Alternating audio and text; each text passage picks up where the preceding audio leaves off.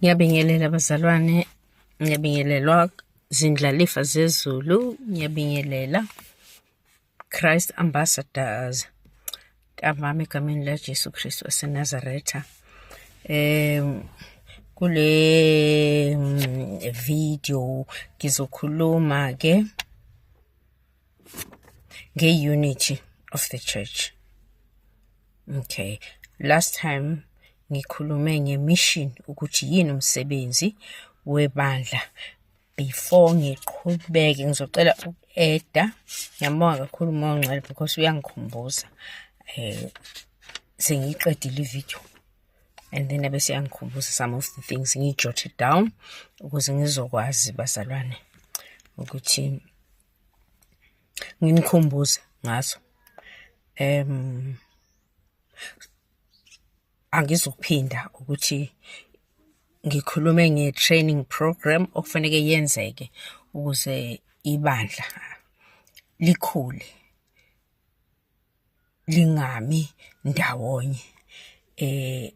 A few points engicela ukuzisho ukuthi ibandla or abazalwane kumele bafundiswe ngokuthi uNkulunkulu njengoba azi each and every one of us before the foundations of the world une-purpose yaloyo naloyo muntu.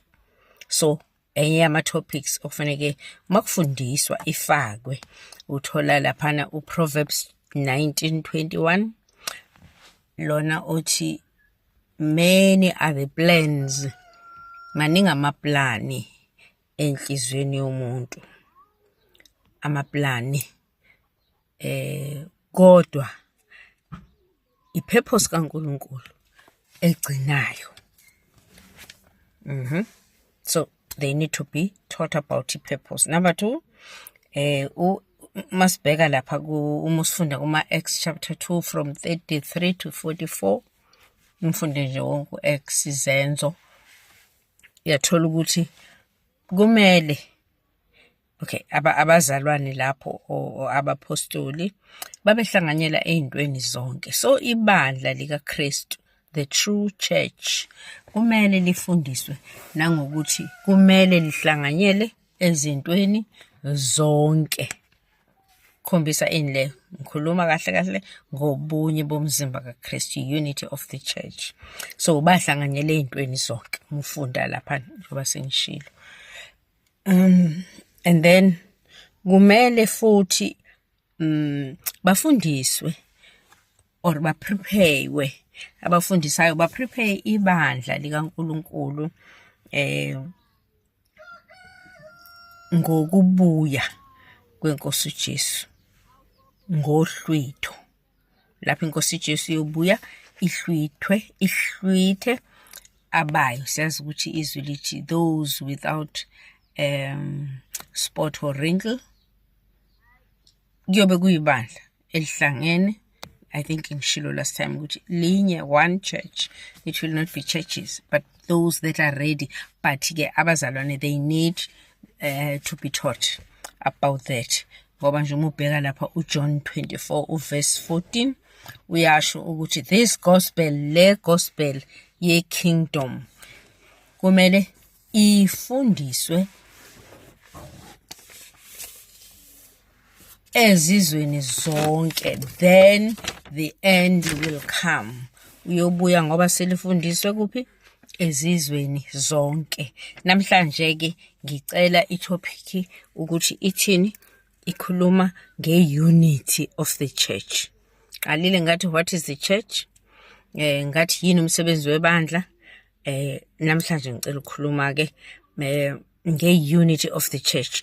Before ngiqale ngicela uthathe lama verse alandelayo so that ngizochitha isikhathi ngithi asivule iBhayibheli or ngifunde iBhayibheli, lokho okwenza ukuthi ivideo ibe yinde. Ngicela ubhale uGenesis chapter 1 verse 2 to 3. Genesis chapter 1 again 26 to 27.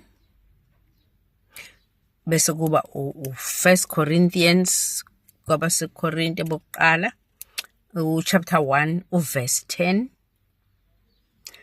Bese elokugcina kuba uJohn 17 uverse 20 to 23. Amavesi ke engizokhulumela phezu kwawo la masikhuluma ngobunye, unity of the church. Okay. Ubunye yini ubunye? Ngiyacabanga ukuthi sonke siyazi ukuthi ubunye yini. Ngikhumbula nje ukuthi ezweni kuthiwa unity is strength. Ubunye bunika amandla, kujwayele kushiwo ke uma bu-motivate or ku-inspire abasebenzi ukuthi mhlambe ba-reach i-goal ethile. And unity, like teamwork, emphasize teamwork is unity when we work together hand in hand. Right, okay. So ke ubunye ngithena ke ubunye ukuba nokuvumelana. Mane munye niyavumelana, nibe nokuthula, kube neharmony, ukuthi nibe ndawonye, nivumelana ngento ethizeni. Kahle kahle ubunye i-opposite ye-division. Anikho divided, but niyavumelana kuko konke. Nimqondo omunye yes. Okay. And then ke if ubunye bungekho kwenzeka lokho kulandelayo. Akubi khona ukuthi abantu bazazi ukuthi bawobani, because asivumelani ngalutho. So akulula ukuthi as individuals ngoba nalo uzosho athi ukuthi nomunye athi ukuthi ayikho ke i-identity yalahleka njengabantu esazi ukuthi simfanekiso kaNkulunkulu. So ke ebandleni ke if the body of Christ is divided, se end up singazi. I think khona lapha engamention khona ukuthi some of us bazoyibiza ngamasonto. Nabanye bayibiza. So identity yethu nje is lost altogether. So akubi khona family if unity ingekho. Akubi khona community, divided family. There is no community ebambene or ebambisene. Ungabambisani kwe community, akukho nation, and no government ongabambisene, ongavumelene eyintweni ozenzayo. Kuvele kufana nokuthi akho uhulumeni, abantu benze ngendlela abathanda ngayo. So and ke awukho umbuso or a house okwazi ukuma if good divided. Likhona lelo verse mhlawumbe lapha ungabheka kuMatthew, I think kuMatthew chapter 12, elithi any kingdom that is divided cannot stand. Amen wasalwane. So omubi ke nje i-unity uyayi-attack ngazo zonke indlela, njengoba sengenzile ama-example ukuthi emndenini, emphakathini, ku-government of the day ophethe, nabengavumelani ayikho into elungayo. So ke nombuso ke, umbuso nje nowasemhlabeni ungu-divided, abanye bele hayi kuba ne-distraction. Hallelujah. Omubi asizakale. Okay. So from the beginning omubi waplana vele ukuthi yebo uJesu seshilo ethi upon this rock ngiyokwakha ibandla lami, namasangela hard days awunako hlula. Kodwa ke omubi ke hayi wazama ngazo zonke indlela ukuthi iplan kaBaba uNkulunkulu esekuqaleni ukuthi umbuso wasekhaya ezulwini uze emhlabeni.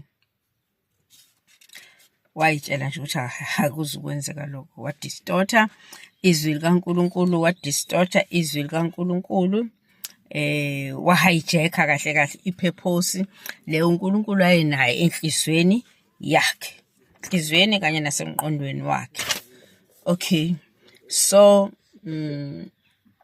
okulandelayo ke uGenesis chapter 1 uverse 2 to 3 lithi ekuqaleni uNkulunkulu wadala amazulu nomhlaba.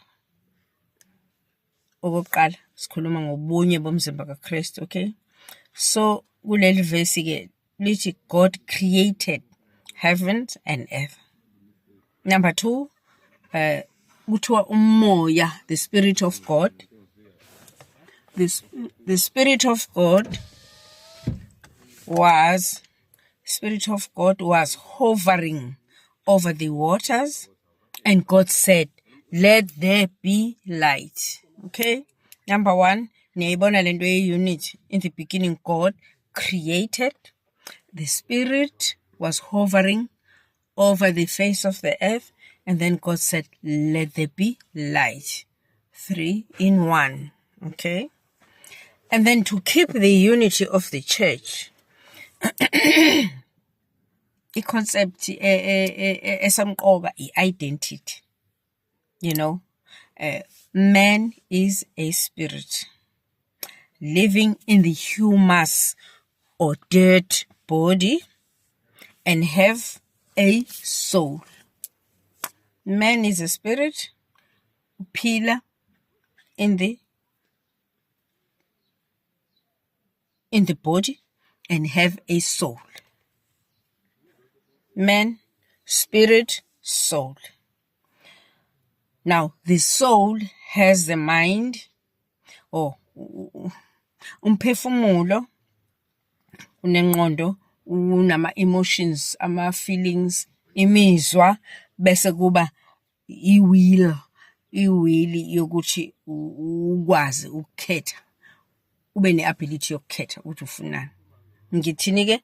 Ngithi the soul has the mind, the emotions, kanye ne-will.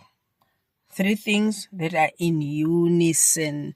Ubunye buyatholakala lapho futhi. No, Genesis chapter 1 verse 26 to 27. Athi uNkulunkulu, let us make man in our image and after our likeness. After our likeness. So kahle unity is a principle of the kingdom. Unity is the principle of the kingdom. Okay, bese siya laphana ku 1 Corinthians chapter 1 verse 10. uPaul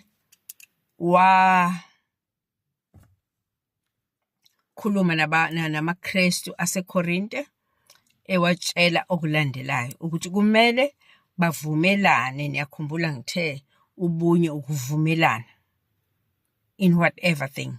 So wakhuluma namaKristu aseKorinte ukuthi kufanele bavumelane nje entweni abazenzayo nabazikhulumayo nabazinqumayo, and babe perfectly united, babe umqondo munye, ukuze kungabi khona ukwahlukana phakathi kwebandla or phakathi kwamzimba kaKristu, ukuze nje kungatholakali i-division. Bavumelana ngenqondo, bavumelane ngomlomo ukuthi yini abavumelana ngayo yini, kodwa kufanele bavumelane babe united ukuze division ingabi khona emzimbeni kaKristu. And then a family that prays together, umndeni okhuleka ndawonye, uhlala ndawonye. Umndeni kahle institution yokuqala uNkulunkulu ayenza phansi komthunzi welanga ukuze kwande. Siyakhumbula ukuthi wathi zalanani nande. So umndeni is very important.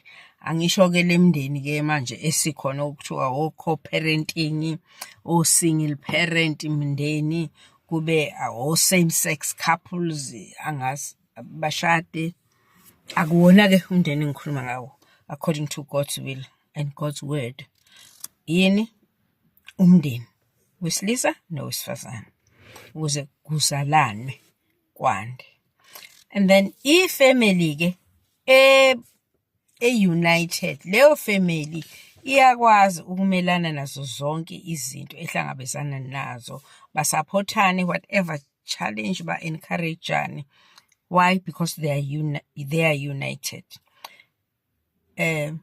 Uvesi John 17 verse 20 to 23, uJesu mayikhuleka kumkhuleko wakhe siyakhumbula ukuthi wathini, wakhulekela ukuthi abakholwayo kumele babe perfectly united, perfectly united, so that the world may know and believe that Jesus has been sent by God. Yena ukuze izwe libone ukuthi ngempela uNkulunkulu uthume uJesu. Ngizoma lapho wanamhlanje kuzoba no part 2 bazalwane, mhlawumbe nga-eda nje lokhu okuncane kokuthi ibandla, okay, a united nation in thought and action, bangamelana nanoma ngasiphi isimo esikhona. Ma-social issues kuma-communities bangaqeda nje lokho kuphela mabe united. Nebandla kaNkulunkulu malisho ngazwi linye, behlangene, benganawo ama-different visions, different ways of doing things, kodwa uma benza as uJesu ethe uyokwakhe lakhe, elakhe-ke linjalo bantwana basekhaya, li-united. uNkulunkulu anibusise. Ngizophinda futhi ngiqhubeke ngenze enye ividiyo elandelayo. uNkulunkulu anibusise.